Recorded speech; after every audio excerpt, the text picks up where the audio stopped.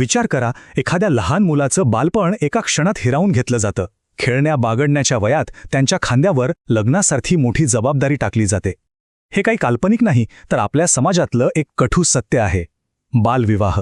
आज आपण याच गंभीर सामाजिक गुन्ह्याबद्दल सविस्तरपणे बोलणार आहोत. पण लग्न, जो एक इतका पवित्र सोहळा मानला जातो, तो गुन्हा कधी बनतो? हा प्रश्न आपल्याला थेट कायद्याकडे आणि आपल्या सामाजिक जबाबदारीकडे घेऊन जातो. चला, याचं उत्तर शोधूया. तर बघा, कायद्याच्या भाषेत याचं उत्तर अगदी सरळ आणि स्पष्ट आहे. जर मुलाचं वय 21 वर्षांपेक्षा कमी असेल आणि मुलीचं वय 18 वर्षांपेक्षा कमी असेल, तर त्या लग्नाला बालविवाह म्हटलं जातं आणि तो कायद्याने गुन्हा आहे. यात किंवा हा शब्द खूप महत्त्वाचा आहे. म्हणजे दोघांपैकी फक्त एक जरी अल्पवयीन असेल तरी तो विवाह बेकायदेशीरच ठरतो. बरं, कायदा इतका स्पष्ट आहे, मग तरीही ही प्रथा समाजात इतकी घट्ट रुतून का बसली आहे? या समस्येची मुळं किती खोलवर आहेत ते आता पाहूया. यामागे तशी बरीच कारणं आहेत, पण 3 मुख्य गोष्टी आहेत ज्या नेहमी समोर येतात. पहिलं आणि सगळ्यात मोठं कारण म्हणजे लिंगभेद. मुलींना ओझं मानण्याची एक दुर्दैवी मानसिकता. दुसरा म्हणजे शिक्षणाचा अभाव. शाळा अर्धवट सुटते आणि मग पुढचा मार्ग लग्नाकडेच जातो. आणि तिसरा म्हणजे कायद्याची म्हणावी तशी भीती नाही. म्हणजे कायदा आहे, पण त्याची अंमलबजावणी प्रभावीपणे होत नाही. पण गंमत म्हणजे या कारणांमध्येच कुठेतरी उपायही लपलेला आहे, आणि तो उपाय आहे शिक्षण. अनेक अभ्यासांमधनं हे सिद्ध झालंय की जर मुलीने किमान 10वी पर्यंतचं शिक्षण पूर्ण केलं तर तिचा बालविवाह होण्याची शक्यता खूप कमी होते. शिक्षण हे खरं तर एका सुरक्षा कवचासारखं काम करतं. पण समजा बालविवाह झालाच तर नेमकं काय होतं?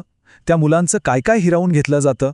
याचे परिणाम किती विनाशकारी आणि आयुष्य उद्ध्वस्त करणारे असू शकतात ते समजून घेऊया.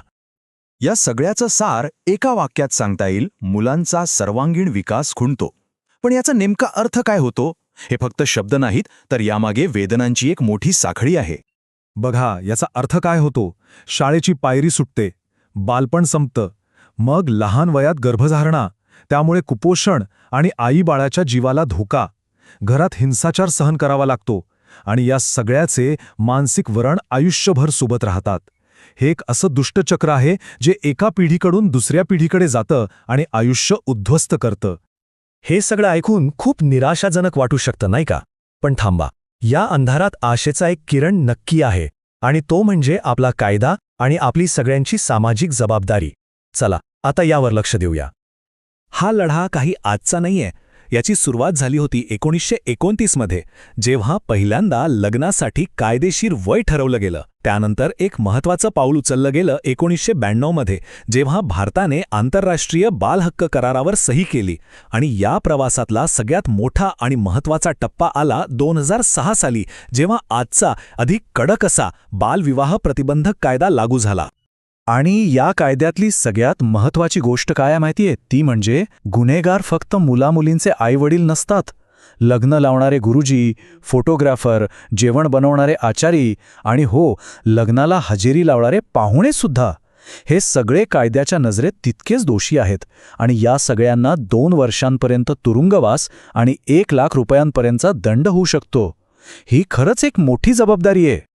बरं, कायदा तर इतका कडक आहे, पण जर आपल्या डोळ्यांसमोर, आपल्या आजूबाजूला असं काही घडत असेल, तर एक सामान्य नागरिक म्हणून आपण काय करू शकतो? हे लग्न कसं थांबवता येईल? फक्त हा 1 नंबर लक्षात ठेवा. 1098-1098 ही आहे चाइल्डलाईनची हेल्पलाईन. 24 तास चालू असते, पूर्णपणे टोल फ्री आहे. आणि सगळ्यात महत्त्वाचं, तुमचं नाव, तुमची ओळख 100% गुप्त ठेवली जाते, त्यामुळे अजिबात घाबरायचं कारण नाही.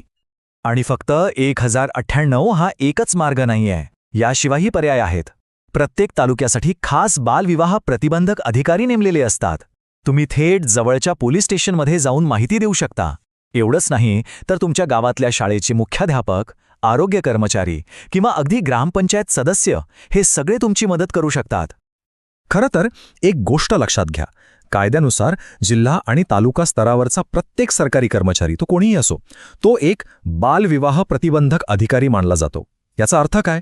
याचा अर्थ मदत आपल्या अगदी जवळ आहे, फक्त आपल्याला योग्य व्यक्तीपर्यंत पोहोचायचं आहे. आणि शेवटी कायदा आपल्याला एका खूप मोठ्या गोष्टीची आठवण करून देतो. बाल हक्कांचं संरक्षण करणे ही सर्व नागरिकांची जबाबदारी आहे. हे फक्त पुस्तकातलं एक वाक्य नाहीये, तर ही आपली सगळ्यांची जबाबदारी आहे, आपलं कर्तव्य आहे. त्यामुळे पुढच्या वेळी जेव्हा असं काही कानावर येईल किंवा दिसेल, तेव्हा शांत बसू नका. आपला एक फोन, आपली एक छोटीशी कृती एका मुलाचं संपूर्ण आयुष्य वाचवू शकते. आता प्रश्न हा आहे की ही जबाबदारी उचलायला आपण तयार आहोत का?